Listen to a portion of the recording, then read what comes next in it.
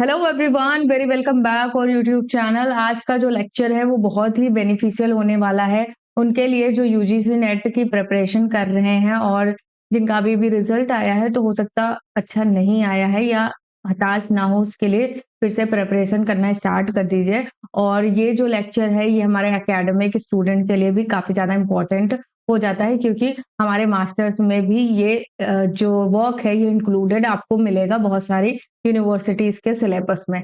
तो culture and anarchy ये work है मैथ्यू अर्नोल्ड का, जो कि एक फेमस लिटरेरी फिगर है किसके, विक्टोरियन एरा के।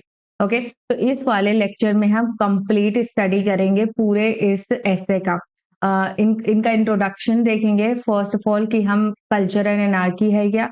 उसके बाद हम ये सारे चैप्टर्स जो इसमें 6 चैप्टर हैं, sweetness and light, doing as one like, barbarian, Philistine and populace का कॉन्सेप्ट क्या है, हेब्रेइज्म और हेलेनिज्म का कॉन्सेप्ट क्या है, ये सब कुछ हम यहाँ वन बाय वन डिस्कस करने वाले हैं। तो चलिए स्टार्ट करते हैं विद द फुल एनर्जी के साथ हम इस सेशन को।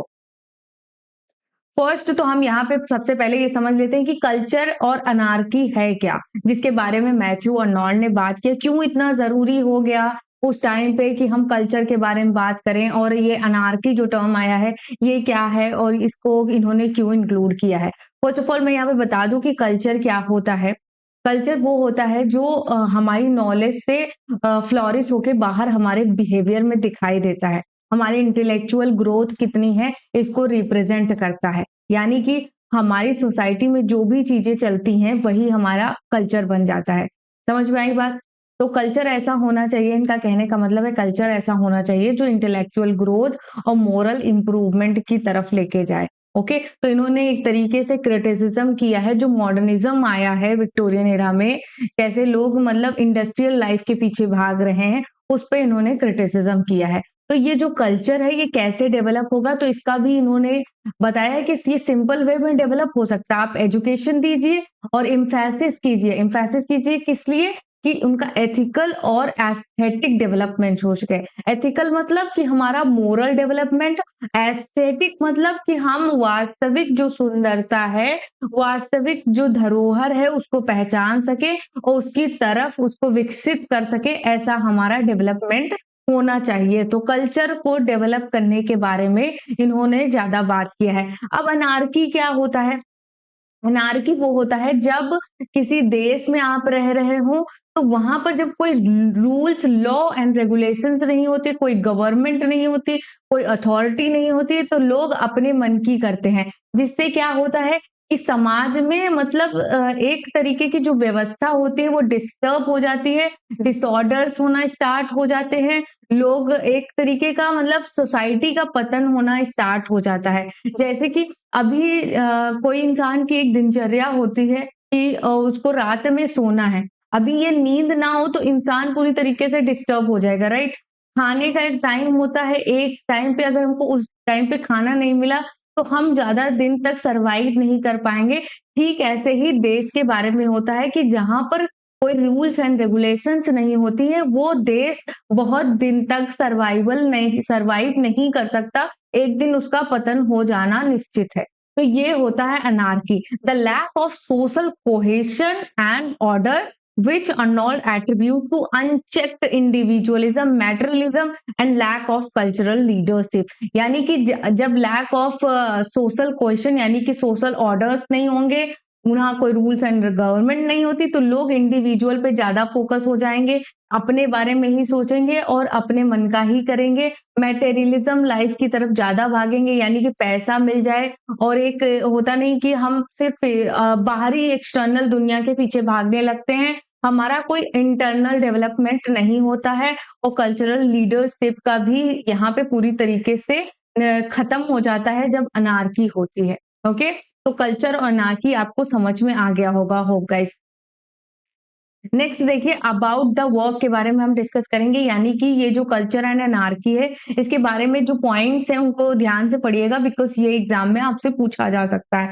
कल्चर एंड एनार्की, इसका फुल जो टाइटल है वो है an essay in political and social criticism, यानी कि आपको इसमें विक्टोरियन एरा की पॉलिटिकल जो सिनेरियो है उस पे आपको कमेंट्स मिलेंगे, और सोशल क्रिटिसिज्म यानी कि वहां पे जो एक समाज का जो एक हायरार्की है, यानी कि किस तरीके से समाज का विकास है, कि किस लेवल पे उसका डिवीजन हुआ है, उस पे इन्होंने क्रिटिसिज्म किया है। ये एक पेरियोडिकल एस्से की सीरीज थी, मैथ्यू अर्नोल्ड की एक पेरियोडिकल एस्सेज की सीरीज थी, जो सबसे पहले पब्लिश हुई थी कॉर्नहिल मैगजीन में। कहाँ पे?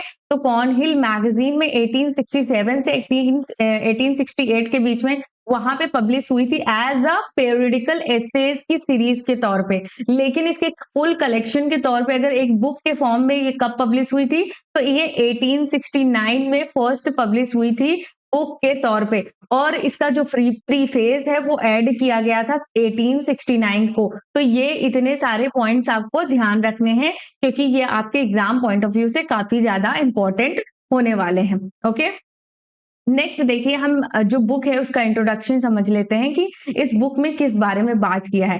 Arnold lays out the premise of the book introducing की थीम्स, यानी कुछ थीम्स के बारे में बात किया है कि कल्चर और एनार्की क्या है, कल्चरल इम्प्रूवमेंट की क्यों नीड है सोसाइटी में, और इन्होंने डिस्क्राइब किया है कि किस तरीके से कल्चर एक ह्यूमन को परफेक्शन देता है। ओके, एक जैसे कि मैं इंडियन हूं तो मेरा कल्चर है अगर नमस्ते करना, तो यही मेरी पहचान बनेगी। अगर मैं किसी फॉरेन कंट्री में जाऊंगी, लोग मुझे पहचानेंगे, तो मेरी जिस तरीके से मैं अपनी पर्सनालिटी को रिप्रेजेंट करूंगी, वही हमारे देश की रिप्रेजेंटेशन होगा। तो इसलिए इन्होंने कहा कि कल्चर जो होता है ये ह्यूमन के परफेक्शन के लिए जरूरी है।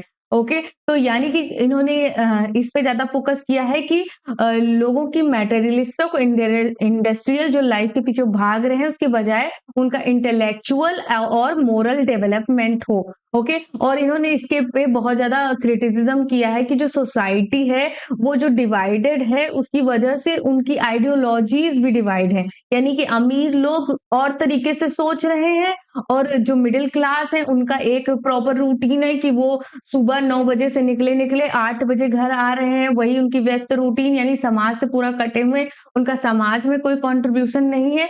तो इससे क्या होगा, एक अनार्की होगी, यानी कि समाज में रूल्स एंड रेगुलेशंस खत्म हो जाएंगी, तो कोई भी यूनिटी नहीं रह जाएगी, और उस समाज का पतन हो जाएगा, यानी कि वो पूरा जो देश है वो बेकार हो जाएगा, ऐसा इनका मानना है। तो इंट्रोडक्शन में आपको ये सारी चीजें मिल जाएंगी। नेक्स्ट हम देखते हैं फर्स्ट चैप्टर जो स्वीटनेस एंड लाइट का है। तो ये स्वीटनेस और लाइट होता क्या है? In this chapter Arnold defines culture as the pursuit of sweetness and delight. ये जो स्वीटनेस एंड डिलाइट का जो ये फ्रेज है, ये इन्होंने कहाँ से लिया है? तो जोनाथन स्विफ्ट से एक वर्क है, उनसे इन्होंने ये फ्रेज लिया है। अर्नोल्ड जो है वो आर्ग्यू करते हैं कि कल्चर का जो एम होता है, उसका जो मेन उद्देश्य होता है, वो ब्यूटी और इंटेलेक्चुअल जो ट्रूथ है उसको फ्लोरिश करे, और इसी ब्यूटी को इन्होंने स्वीटनेस कहा है और इंटेलेक्चुअल ट्रूथ को लाइट कहा। यानी कि जो कल्चर होता है उसका रियल एम यही है कि जो हमारी जो ब्यूटी है, रियल ब्यूटी है, यानी कि स्वीटनेस, उसको मतलब एक जो इंटेलेक्चुअल ट्रूथ, यानी कि हम अपने माइंड से और अपनी साइकोलॉजिकल ग्रोथ से ये समझ सकें कि हमारा जो इंटेलेक्चुअल ट्रूथ क्या है। ठीक है, हमारा सोसाइटी में अगर हम अमीर हैं तो हमारा मतलब क्या रोल बनता है सोसाइटी में, तो वो हमारी इंटेलेक्चुअल ग्रोथ हो गई और वो इंटेलेक्चुअल ट्रूथ हो गया। उस पे उसको इन्होंने स्वीटनेस एंड डिलाइट कहा है, यानी कि ब्यूटी को कहा है स्वीटनेस और इंटेलेक्चुअल ट्रूथ को कहा है light. He criticizes those who dismiss culture as illicit or irrelevant, stressing that culture is essential for societal progress। यानी कि उन लोगों पे इन्होंने क्रिटिसिज्म किया है जो कल्चर को डिनाई करते हैं, कल्चर को डिनाई करते हैं, और जो सोसाइटी की प्रोग्रेस है, समाज की प्रोग्रेस है, उसमें बाधा डालते हैं। तो उन लोगों को इन्होंने मतलब क्रिटिसाइज किया है।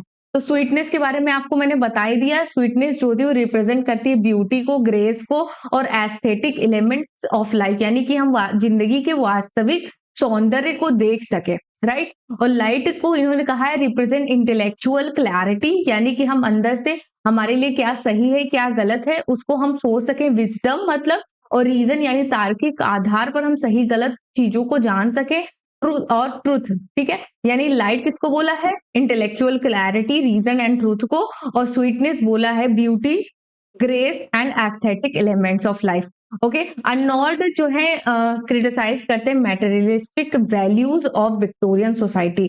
विक्टोरियन सोसाइटी किस तरीके से मटेरियल चीजों के पीछे ज्यादा भाग रही है, उस पे इन्होंने एक क्रिटिसिज्म किया है, और इन्होंने कहा इस तरीके से क्या होगा कि जो हमारी सोसाइटी की जो मोरल और इंटेलेक्चुअल डेवलपमेंट के बगैर जो हमारी सोसाइटी है, विक्टोरियन सोसाइटी, उसका पतन हो जाना है, एक दिन वो खत्म हो जाएगी, डिक्लाइन हो जाएगी।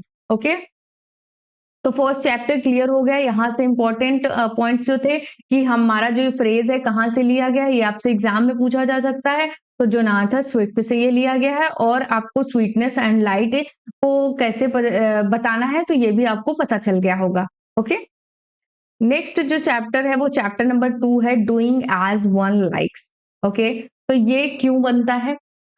इस चैप्टर में इन्होंने क्रिटिसाइज किया है मॉडर्न नोशन ऑफ इंडिविजुअलिज्म, यानी कि हर एक इंसान जो खुद पे ज्यादा सेंटर्ड है, यानी सेल्फ सेंटर्डनेस, तो इसकी वजह से क्या होता है? एनार्की आती है और डिसऑर्डर को लीड करता है समाज में। ओके, यानी आप खुद ही सोचिए, जैसे कि किसी देश का कोई राजा है, तो वो सिर्फ मतलब अपना ये जो महल है वो बनाने में व्यस्त रहेगा, तो उसके आसपास की जो चीजें हैं उन पे इतना ध्यान नहीं देगा, तो वो एक तरीके से क्या होगा, वो बिखर बिखर के गिरने लगे। पेड़ पौधे हैं, उनका आप ध्यान नहीं दोगे तो एक टाइम बाद सूख जाएंगे। यानी कि अगर किसी विश्वविद्यालय के पास एक कुलपति है और वो सिर्फ अपना इंडिविजुअल पावर पोजीशन बना रहा है, अपना महल बना रहा, अपना घर बना रहा, और उसको जो फंड रेज किया जा रहा है कि आप हॉस्टल डेवलपमेंट करो, आप जो यूनिवर्सिटी में है अच्छे-अच्छे प्लान्स लेके आओ, एजुकेशन डेवलपमेंट करो, वहाँ पे वो चीज़ें नहीं कर रहा, अपने ऊपर सिर्फ कर रहा है, तो क्या होगा? वो एक अनार्की को लेके आएगा, एक डिसऑर्डर को लेके आएगा उस जगह पे। तो ये चीज़ आपको समझनी होगी कि डूइंग एज़ वन लाइक्स का मतलब होता है कि समवन फोकस्ड ऑन इंडिविजुअल, यानी कि किसी इंसान का फोकस सिर्फ खुद पे हो जाए। ओके, अब यहाँ पे नेक्स्ट पॉइंट देखिएगा, he argues that the idea of doing as one likes without regard to social और मोरल रिस्पॉन्सिबिलिटी वीकन सोसाइटी। यानी कि अगर आपके दिमाग में ये आइडिया है कि डूइंग एज वन लाइक्स, यानी कि मुझे जैसा पसंद है मैं वैसा करूंगा, तो कहीं ना कहीं आपकी जो सोशल और मोरल रिस्पॉन्सिबिलिटी है समाज के लिए, वो वीक हो जाएगी, और इससे समाज भी वीक हो जाएगा। अब अर्नोल्ड क्या पॉइंट आउट करते हैं कि true liberty does not mean the freedom to do whatever one wants, but the freedom to do what is right and beneficial for liber society as a whole. यानी कि इनका कहना है कि जो आपको लिबर्टी मिली है, यानी कि आपको एक स्वतंत्रता और एक फ्रीडम जो मिला है कि आप कुछ करें, तो इसका मतलब ये नहीं है कि आप वो काम करें जो समाज के लिए बेनिफिशियल नहीं है, सिर्फ आपके लिए बेनिफिशियल है। ट्रू फ्रीडम के बारे में इन्होंने कहा कि आप वो करिए जो सबके लिए बेनिफिशियल हो, आप वैसा काम करिए जो समाज के लिए बेनिफिशियल हो। यानी कि अगर आप परमाणु बम बना रहे हैं, तो वो समाज के लिए नहीं फायदेमंद है। आप अगर कोई शोध कर रहे हैं, कोई नया जीवन आपके समाज में आए, या उससे कोई कोई मेडिसिन बना रहे हैं, तो वो आप समाज का होल डेवलपमेंट कर रहे हैं। परमाणु बम बनाना या कोई विस्फोटक बम बनाना या कोई जहर बनाना, ये मतलब समाज का डेवलपमेंट नहीं कर सकता। तो यानी कि आप खुद का नाम बनाने के लिए समाज को अलग नहीं कर सकते, आप उसी समाज का हिस्सा हैं। अगर उसमें आप जैसे कि क्या जो कोरोना वायरस आया, तो ये कहीं और से नहीं आया, इसका मतलब किसी लैब में टेस्टिंग हुई और उसने मतलब ये पूरी दुनिया में फैला दिया, तो कहीं ना कहीं उनके भी देश के लोग मरे होंगे ना। तो आप ऐसा काम करिए जो सिर्फ आपके मतलब डेवलपमेंट के लिए ना हो, पूरे समाज को डेवलप करे, ऐसे काम के बारे में अर्नोल्ड ने बात किया है। यानी कि लिबर्टी या आजादी का मतलब यही होता है। He condemns the unchecked freedom of action and thought prevalent in Victorian society। इन्होंने एक बार फिर से कहा कि जो विक्टोरियन सोसाइटी में फ्रीडम है कि आप एक्शन और कुछ भी सोचने का जो फ्रीडम है, उस पे इन्होंने एक मतलब क्रिटिज्म किया है कि जो मिडिल क्लास है वो एक प्रॉपर जो उनका रूटीन है कि मतलब वो 9 से सुबह 9 बजे से घर से निकले, रात को 9 बजे आ रहे हैं, उनका एक व्यस्त रूटीन है, उनका समाज में कोई कंट्रीब्यूशन नहीं है, वो इंडिविजुअल पे फोकस है और जो फिलिस्तीन है, जो मिडिल क्लास है वो फिलिस्तीन्स है और वर्किंग क्लास जो पॉपुलेस है, तो वो अपने आप को उनके बराबर लाने में और वो समाज से संघर्ष कर रहे हैं, उनको जो मूलभूत आवश्यकताएँ मिलनी चाहिए, रोटी, कपड़ा, मकान वो भी नहीं मिल रहा है। तो ये सब मिलके क्या कर रहे हैं और जब मिडिल वर्किंग क्लास को कुछ नहीं मिल रहा है तो ये चोर बन रहे हैं, कोई डाकू बन रहा है, तो और बहुत तरीके से क्रिमिनल एक्टिविटीज़ में जो पॉपुलेस क्लास है उसकी नीड्स नहीं फुलफिल हो रही है, तो वो गलत काम कर रहा है। तो ये कहीं न कहीं जो प्रमोट करते हैं अनार्की को और जो हमारा समाज है उसको डिस्ट्रॉय करने की तरफ ये सारी चीज़ें आ रही हैं। तो डूइंग एज़ वन लाइक्स का मतलब समझना चाहिए कि जो लिबर्टी है वो पूरे समाज का डेवलपमेंट करे, ऐसा होना चाहिए। ओके? अब नेक्स्ट जो चैप्टर है वो है बारबेरियंस, फिलिस्टीन एंड पॉपुलेस। ये जो 3 क्लासेस में डिवीजन हुआ है विक्टोरियन सोसाइटी में, उसके बारे में बात किया है। तो ये बारबेरियंस कौन होते हैं? तो बारबेरियन होते हैं अरिस्टोक्रेसी। ओके, ये टर्म याद रखिएगा।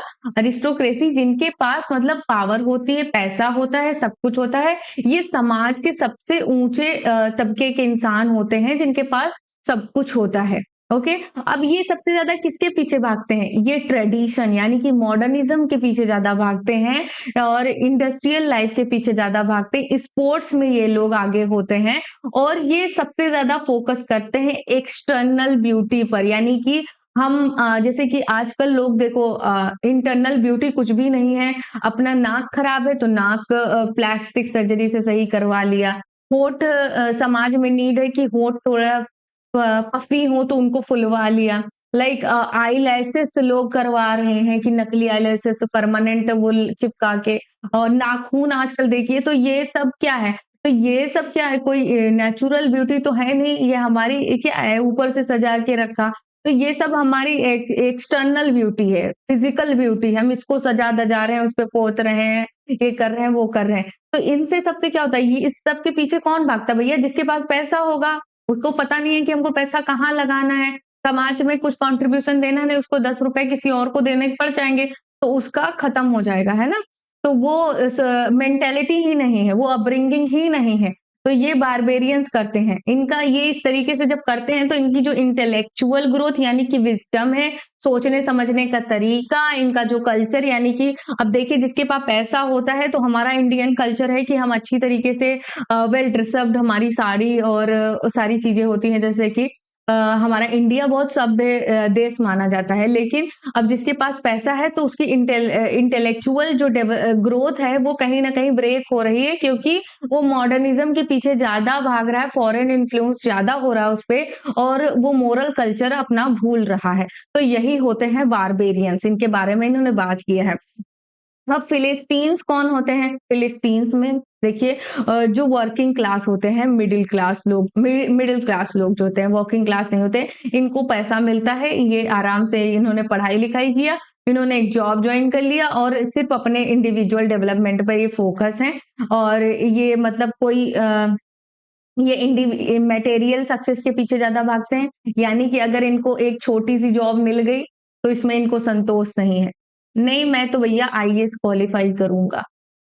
ये मतलब ये और ये जो दहेज-वहेज लेना, ये इस तरीके से जब इनका ये ऐसी चीज़ें होती हैं, ये इतना मटेरियल के पीछे भागते हैं कि अपने बच्चों तक का भी सौदा कर लेते हैं। यानी कि अगर किसी लड़की से शादी कर रहे हैं तो फिर इनको डाउरी चाहिए, इनके माँ-बाप की भी ऐसी ही सोच होती है।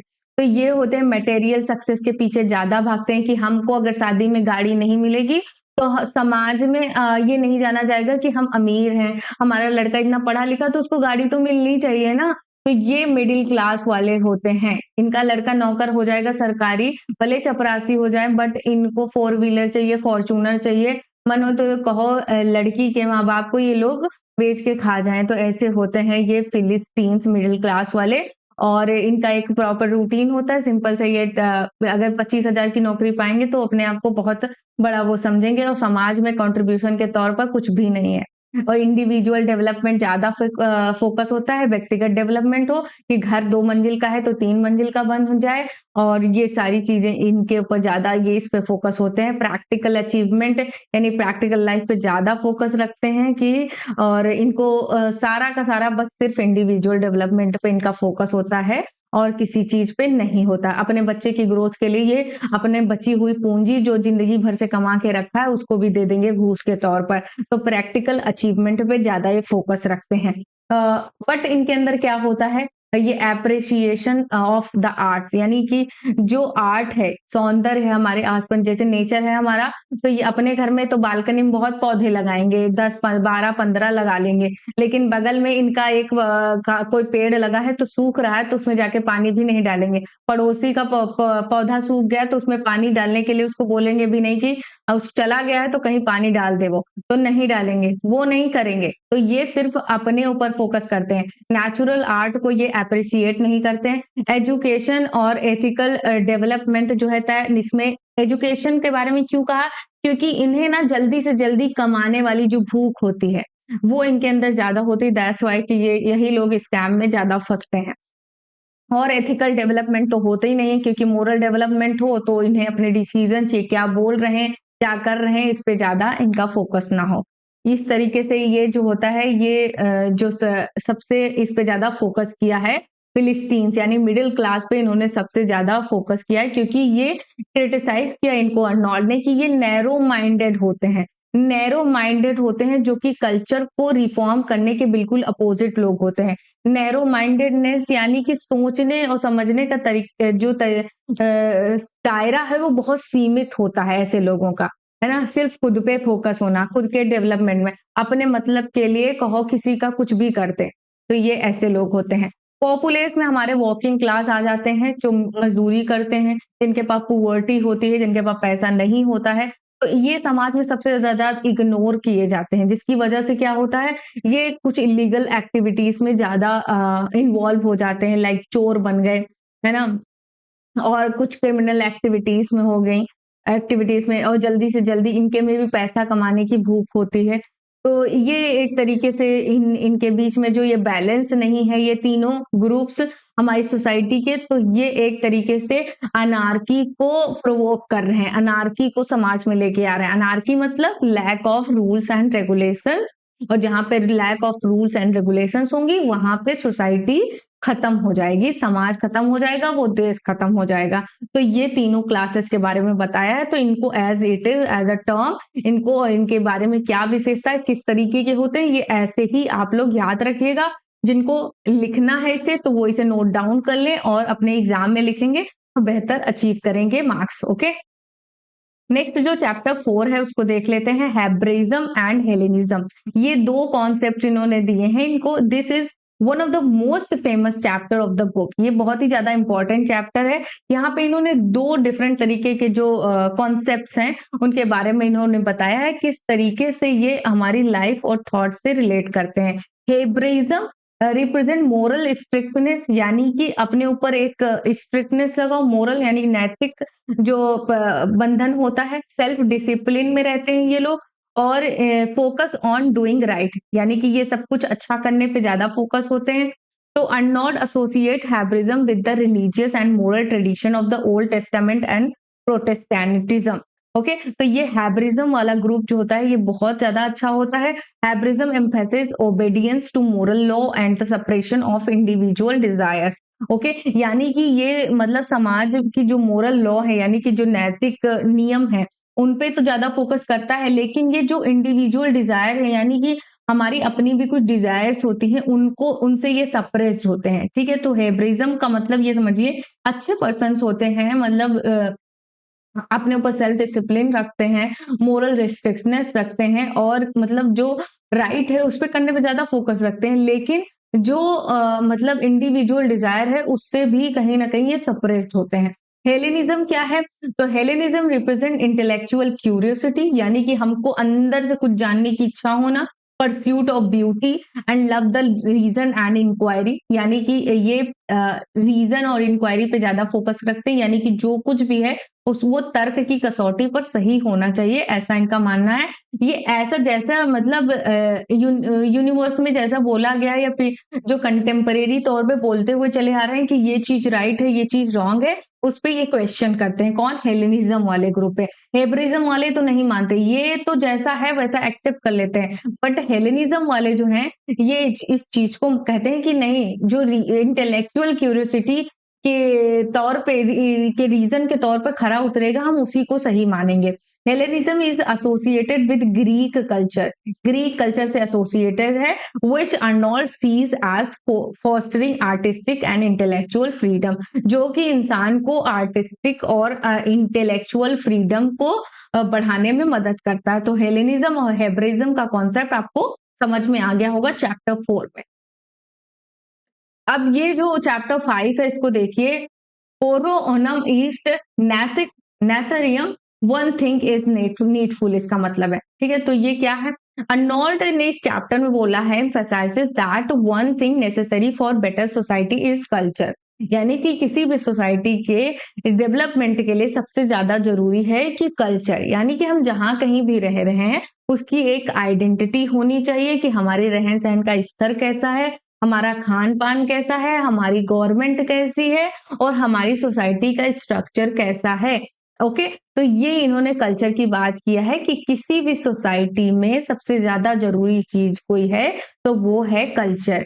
He argues that culture development must become the guiding principle of social and political life, यानी कि उनका कहना है कि कल्चर का डेवलपमेंट वैसा होना चाहिए जैसा कि समाज और उसकी राजनीतिक जो लाइफ है, पॉलिटिकल लाइफ है, उसके अकॉर्डिंग, उसकी गाइडेंस के अनुसार समाज का कल्चर डेवलप होना चाहिए। For Arnold culture is essential because it elevates individual above selfishness and narrow mindedness leading to unity and social harmony, यानी कि इन्होंने बोला है कि कल्चर जो है ये मतलब बहुत ज्यादा एसेंशियल है क्योंकि ये इंसान को इंडिविजुअल नहीं बनने देता है, सेल्फिशनेस नहीं आने देता है, नैरो माइंडेड यानी कि उनका जो दिमाग बहुत छोटा सा होता है वो नहीं होने देता है, और ये एक यूनिटी यानी कि एक एकता को बनाता है, सोशल हार्मनी यानी कि एक दूसरे के प्रति जो दया भाव का भाव है हमारे अंदर उसको जगाता है। देखिए किसी भी देश का एक राष्ट्रगान होता है और आपने देखा होगा कि वो जो नेशनल एंथम है अगर कहीं पर भी बजता है तो सभी लोग एक समान पोजीशन में खड़े हो जाते हैं। तो वो किस वजह से हो रहा है? बिकॉज वो उस देश का कल्चर है और वहां पे वो उस चीज को बनाया गया है कि उससे एक यूनिटी आए, लोग एक तरीके का व्यवहार करें। तो ये हमारा कल्चर, यानी कि अगर हमारे देश का कल्चर पूछा जाएगा तो उसमें पूछा जाएगा हमारा नेशनल एंथम क्या है, तो हमारे इंडियंस जितने भी हैं वो यही बोलेंगे कि जनगण मन ही हमारा नेशनल एंथम है। ओके, तो ये चीज है।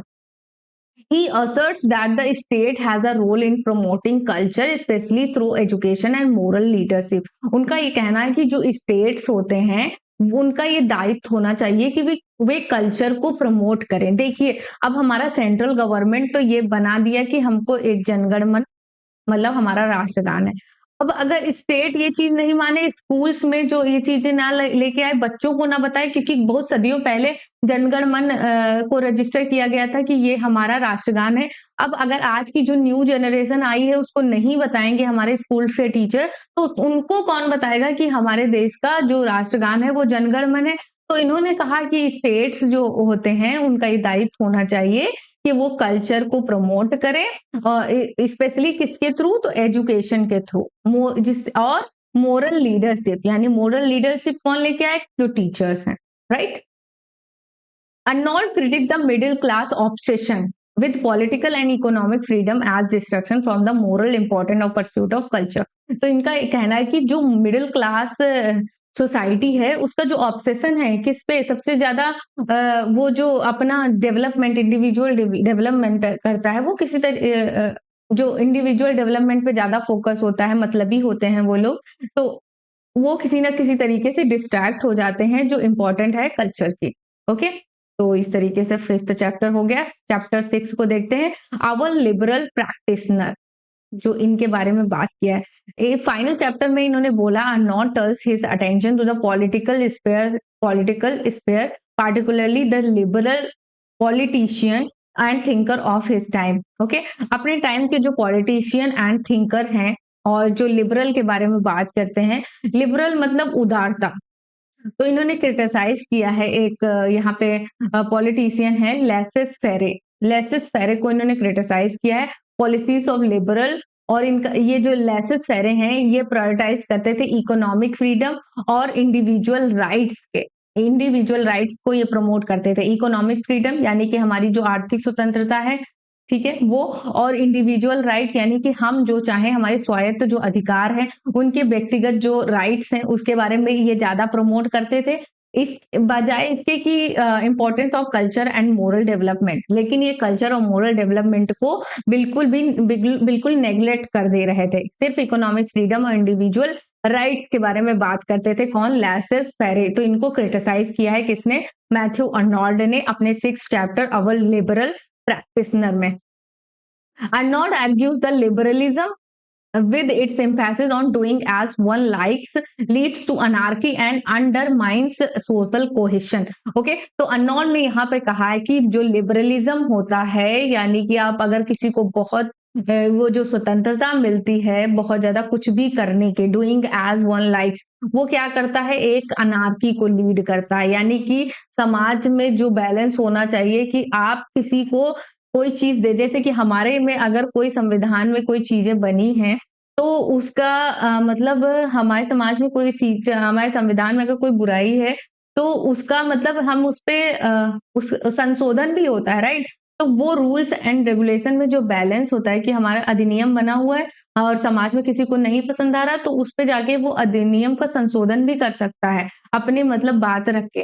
तो वही कहा है कि मतलब liberalism is not bad thing, लेकिन हम जो भी कर रहे हैं उस पे rules and law and regulations जरूर होनी चाहिए। अगर नहीं है तो वो अनार्की को जन्म देगा, अनार्की की ओर लीड करेगा। He advocates for a more active role of the state in guiding society toward culture and moral improvement। उन्होंने स्टेट का बहुत इंपॉर्टेंट रोल बताया है कि जो कल्चर और मोरल इंप्रूवमेंट को बढ़ावा देता है। In this sense Arnold supports a form of moral authority. Moral authority को इन्होंने सपोर्ट किया है यहाँ पे, that can steer society away from selfish individualism and toward collective cultural advancement. ठीक है, जब मोरल अथॉरिटी होगी यानी कि जब हम कुछ भी गलत करेंगे तो हमारे जो अंदर का जो इंटेलेक्चुअल हमारे जो डेवलपमेंट हुआ है उसके थ्रू हमको पता चल जाएगा कि ये चीज सही है या गलत है, जिससे क्या होगा, जो समाज है वो सेल्फिश इंडिविजुअलिज्म यानी कि जो हमारा व्यक्तिगत स्वार्थ है उससे अलग होके हमारे कल्चर के एडवांसमेंट पे ज्यादा काम करेगा। ओके, तो ये हमारा चैप्टर 6 और लास्ट चैप्टर था ये, और यहाँ पे की थीम्स आपको देखने को मिलेंगी पूरे बुक के अंदर। The critic of industrial and materialism, जो विक्टोरियन एरा की जो इंडस्ट्रियल लाइफ के पीछे ज्यादा भाग रहे हैं, मटेरियलिस्टिक फुलफिलमेंट के पीछे ज्यादा भाग रहे हैं, उस पे इन्होंने मतलब ये उस पे उन्होंने आर्ग्यू किया है, क्रिटिसाइज किया है। और रोल ऑफ स्टेट के बारे में इन्होंने बात किया है कि स्टेट ही वो अथॉरिटी होती है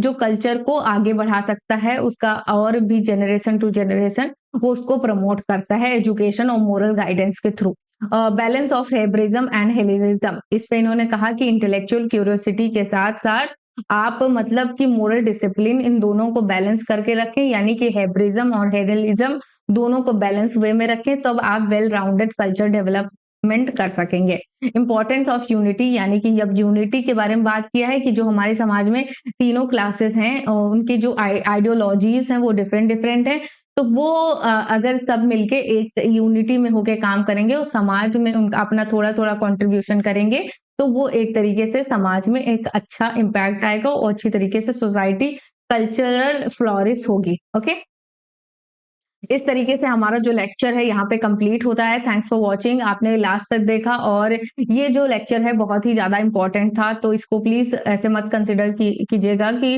हाँ देख लिया, क्योंकि इसमें बहुत इंपॉर्टेंट टर्म्स को इंक्लूड किया गया है, तो उनको नोट्स जरूर बना लीजिएगा अपने आने वाले एग्जाम्स के लिए, और ऐसे ही कनेक्ट रहिए फॉर लेटेस्ट इंपॉर्टेंट लेक्चर्स के लिए। थैंक्स फॉर वॉचिंग, मिलते हैं नेक्स्ट वीडियो में, बाय बाय।